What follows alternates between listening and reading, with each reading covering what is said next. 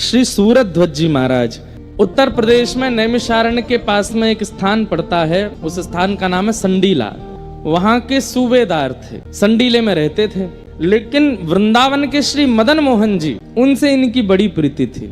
कभी कभी वृंदावन जाते थे और मदन मोहन जी का रूप देख करके ये इतने आनंदित हो जाते थे, बस उनको देखते ही रहते थे। कहते हैं एक बार इन्होंने मदन मोहन जी की बड़ी याद आई, लेकिन कार्य में इतने व्यस्त थे कि वृंदावन नहीं जा पा रहे थे। तो नगर में भ्रमण करते करते वहां पर गुड़ के बहुत सारे छोटे छोटे गुड़ के बाट ऐसे एक बैलगाड़ी के ऊपर रखे थे। इनके मन में आया कि मैं तो वृंदावन नहीं जा पा रहा, ठाकुर जी के लिए कुछ प्रसाद भिजवा देता हूँ। और इन्होंने खूब सारी बैलगाड़ियां भर के गुड़ वृंदावन भिजवा दिया।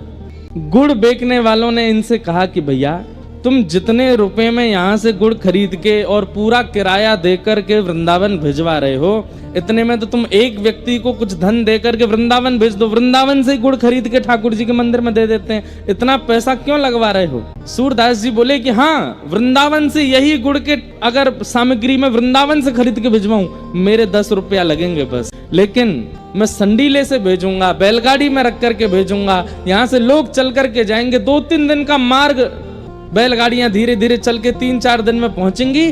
तो श्री मदन मोहन जी को पता तो चलेगा, वहां तो बहुत लोग हैं गुड़ देने वाले, लेकिन जब संडीले से गुड़ जाएगा तो श्री मदन मोहन जी को पता तो चलेगा कि मेरा कोई प्रेमी है, उसने भेजा है मेरे लिए, वो स्वीकार करेंगे। और वही हुआ।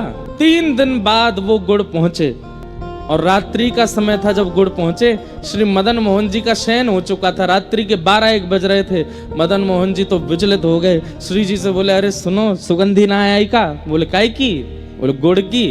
गुड़ तो घनेरो पड़ो है रसोई घर में, रोज ही आती रहे। अरे रसोई घर वाली नहीं, बाहर ते आ रही है सुगंधी। श्री जी बोली हाँ आ तो रही है। बोले सूरध्वज ने भिजवाए संडी लेते? बोले तो मालपुआ खावे को मन कर रहा है। श्री जी बोली रात के 12-1 बज रहे हैं, शयन कर लो। ना मैं तो अब ही खाऊंगा। तो बोले पुजारी जी को जाके स्वप्न दे दो। सोई ठाकुर जी पुजारी जी के स्वप्न में प्रकट हो गए। पुजारी जी बोले धन्य भाग्य, अहो भाग्य, इतने वर्षों से सेवा कर रहा हूँ, ठाकुर जी मेरी सेवा से निश्चित प्रसन्न हो गए, जो मेरे स्वप्न में आके दर्शन दे रहे हैं। ठाकुर जी बोले तेरी सेवा ते प्रसन्न ना है भयो में। तो बोले मंदिर के द्वार पे गुड़ की बैलगाड़ी खड़ी है, उन गुड़न की जल्दी रसोई घर में धरवाओ और अभी इसी वक्त रात्रि में ही रसोई खोल के पुआ बनाओ और पुआ बना के भोग लगाओ। पुजारी जी बोले अच्छा, तो मेरे प्रेम से नहीं रीझे हो आप? ठाकुर जी बोले तो तू रीझ जाऊंगा, लेकिन तू पहले पुआ बनवा। तो पुजारी जी बोले जय जय, नेक देर रुक जाओ, 4 बजे तक सो लो, फिर मैं उठ के बढ़िया बनाई दूंगा। और गुड़ तो बहुत धरो है, पहले पुराना जो रखो है बाकू प्रयोग में ले लेंगे, नए वाले को फिर धीरे धीरे लेते रहेंगे। तो ठाकुर जी क्रोधित हो गए और स्वप्न में ही डांटने लगे। बोले देख तू सवेरे उठेगो, तुम रसोई जैसे स्नान करवे जाएगो, स्नान घर में गिर जाएगो, तेरा मूड फूट जाएगो, अब ही उठ के जा और अब ही आ वक्त जाए के बाहर ते गुड़ लाए के मुकु पुआ बना, मुकु अब ही पवा, मेरे प्रेमी ने भेजो। अरे मेरो प्रेमी है सूरध्वज, माने वहां से गुड़ भिजवायो है, अभी पुआ बनाओ। रात्रि 12 बजे पुजारी जी उठ के गए, स्नान ध्यान किया। पहली बार इतिहास में 1:30 बजे रात्रि में रसोई बनी और रसोई में पुआ बने। 2 बजे ठाकुर जी के कपाट खोले और जाकर के ठाकुर जी को मालपुआ का भोग लगाया। प्रेम से ठाकुर जी ने पाया और फिर जाकर के बोले अब जाके सो जाओ, अब सोऊंगा मैं तान दुपट। और इन सब लीलाओं का दर्शन सूरध्वज जी को स्वप्न में हुआ।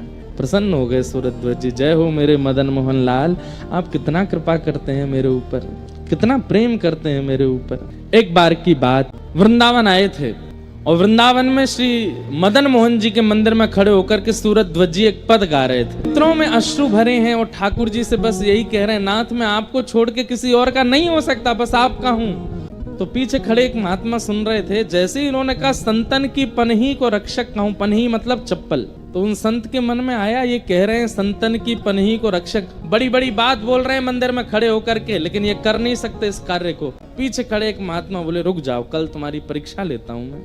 अगले दिन सूरध्वज जी जितने दिन वृंदावन रहते थे, अष्टयाम दर्शन करते थे मदन मोहन जी का। अगले दिन जैसे ही मंगला का समय हुआ, तो संत आए मदन मोहन जी उसी समय भीतर प्रवेश कर रहे थे मंदिर में, तो संत आकर के बड़े दुखी होकर के खड़े हो गए। सूरध्वज जी ने उनका मुख देखा, बोले भगवान दर्शन करने चलो, मंगला हो रही है। बोले कैसे जाऊं? बोले क्यों?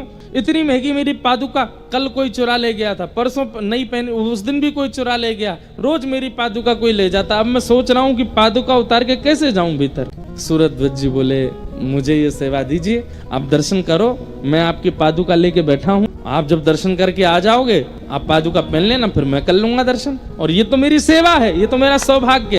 संत बोले नहीं नहीं नहीं, तुम्हारा नित्य का मैं देख रहा हूँ 3 दिन से, तुम सुबह मंगला दर्शन और फिर श्रृंगार दर्शन और फिर ग्वाल दर्शन, बाल भोग दर्शन, सब राजभोग दर्शन, उत्थापन दर्शन, अष्टयाम दर्शन करते हो, मेरे कारण तुम्हारे दर्शन छूटेंगे। अरे नहीं, आप जाइए ना, आप दर्शन करिए, मंगला छूट जाएगी तो मैं अगला श्रृंगार दर्शन कर लूंगा, आप जाओ। और संत जैसे ही भीतर गए, सूरध्वज जी उन पादुकाओं को हृदय से लगा के बैठे और मन में क्या विचार कर रहे हैं? बोले एक पादुका श्याम सुंदर, दूसरी पादुका किशोरी जी हैं। आज तक तो ठाकुर जी दूर से दिखते थे, लेकिन आज मेरे हृदय से लग गए हैं, और लेख करके बस रोने लगे। वो संत भीतर गए, वो मंगला के दर्शन करके भीतर ही खड़े रहे, बाहर आए ही नहीं। घंटा 1.5 घंटा बाद श्रृंगार का दर्शन खुल गया, संत बाहर आए ही नहीं, भीतर ही बैठ गए। बोला आज देखता हूँ, बड़ा कहते हैं संत, कभी तो चिढ़ेगा, कभी तो परेशान होगा, चिल्ला करके बोलेगा कि निकलो बाहर, कहाँ अंदर बैठ गए हो।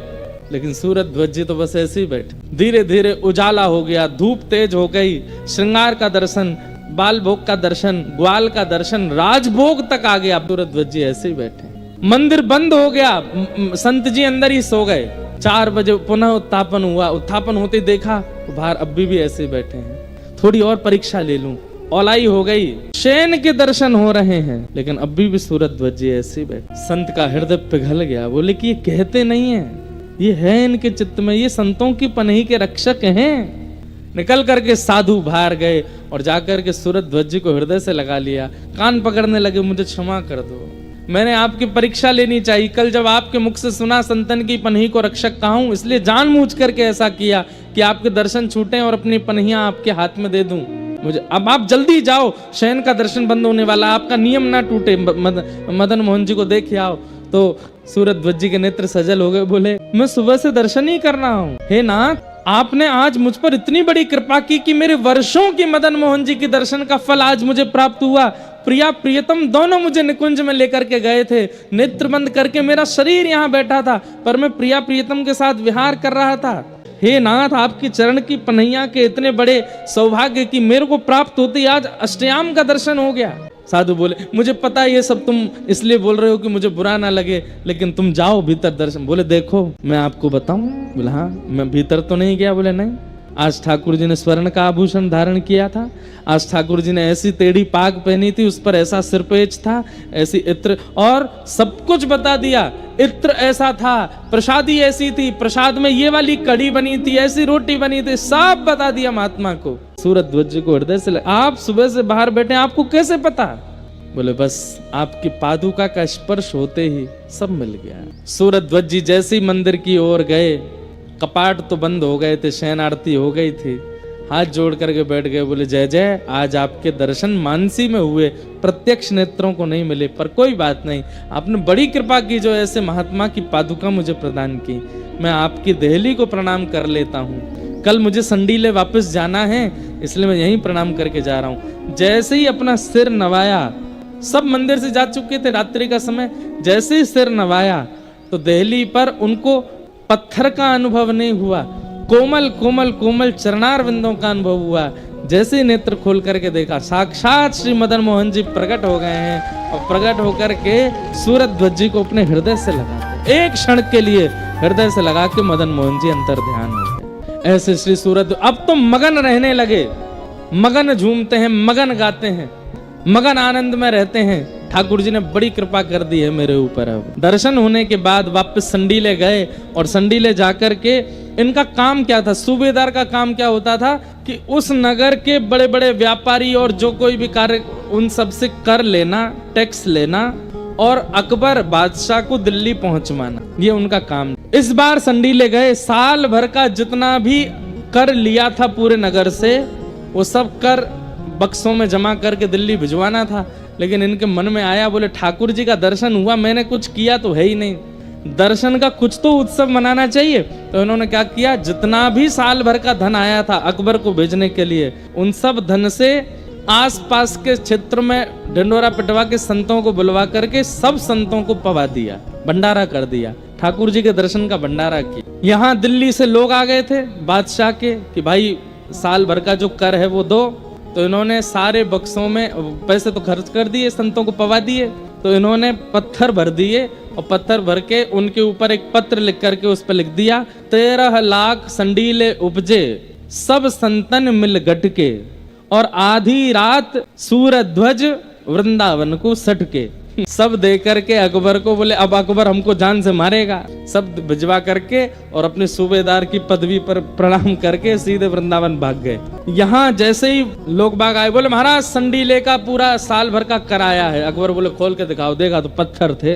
बोले इसमें तो पत्थर हैं, एक पत्र लिखा है। बोले दिखाओ।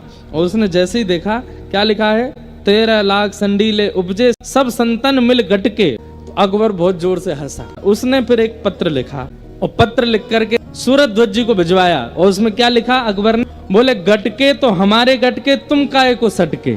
ये तुम हमारा जो साल भर का कर था वो तुमने गटक लिया, तुम क्यों सटक गए हो, हमारा खर्चा हुआ, तुम क्यों भाग गए। कोई बात नहीं, रही है प्रेम से वृंदावन में। लेकिन अकबर का एक वित्त मंत्री था टोडरमल, उसको ये बात सहन नहीं हुई। बोले ऐसे कैसे, ऐसे तो जितने भी सूबेदार हैं भारत में इन सबके पर निकल आएंगे, ये सब कह देंगे कि जब सूरध्वज कर सकता है तो हम क्यों नहीं, इसको तो कठिन से कठिन में दंड दिलवा के रहूंगा। टोडरमल ने वृंदावन सैनिकों को भेजा और बोले अकबर को पता ना चले, सूरध्वज को पकड़ के दिल्ली ले आओ और तहखाने में डाल दो। सूरध्वज जी को पकड़ के हाथों में हथकड़ियां, पैरों में बेड़ियां बांध करके दिल्ली ले आए और ला करके उनको टोडरमल ने जेल में डलवा दिया। अकबर को पता नहीं है। एक दस्तम खान नामक बड़ा क्रूर जेलर था, उसके हवाले कर दिया। वो इनको इतना मारता था, इतना प्रताड़ित करता था कि हाँ श्री जी, हाँ मदन मोहन कह करके रोते थे। इन्होंने 6 महीने तो उसकी मार सही। उसके बाद कहा कि मैं अकबर को कुछ लिख दूं। तो जानते तो थे कि अकबर जो है वो लेखनी का बड़ा रसिक है। तो इन्होंने अकबर को एक पंक्ति लिख करके भेजी। क्या लिखा, एक तम अधियारो करे शून्य दई पुण्य ताही, दस्तम ते रक्षा करो दिनमणि अकबर शाही। क्या कह रहे हैं, बोले कि भैया एक तम, तम कहते हैं अंधेरा, एक तम जो है उसको उजाला कर देता है एक मणि। लेकिन यहाँ तो आपने मुझे 10 तम के हवाले कर रखा है। ये 10-10 अंधेरे एक साथ मेरे को घेरे बैठा, इतने प्रताड़ित करता है। हे अकबर, आप तो उजाले हो साक्षात, कृपा कर इससे मेरी रक्षा करो। अकबर ने जैसे ही पत्र पढ़ा, अब उस अकबर ने तुरंत कहा, बोले सूरध्वज जी को खोल दो। और सूरध्वज जी को पत्र लिख करके अकबर ने क्या लिखा, बोले भैया हम तुमसे बड़े रीझ गए, अब तुम वहीं चले जाओ। बोले कहाँ चले जाओ, जिस पे तुमने हमारे वो संडीले साड़े उड़ा दिए थे उन्हीं की शरण में चले जाओ। श्री सूरध्वज जी महाराज मुक्त होकर के वृंदावन की रज में आ गए।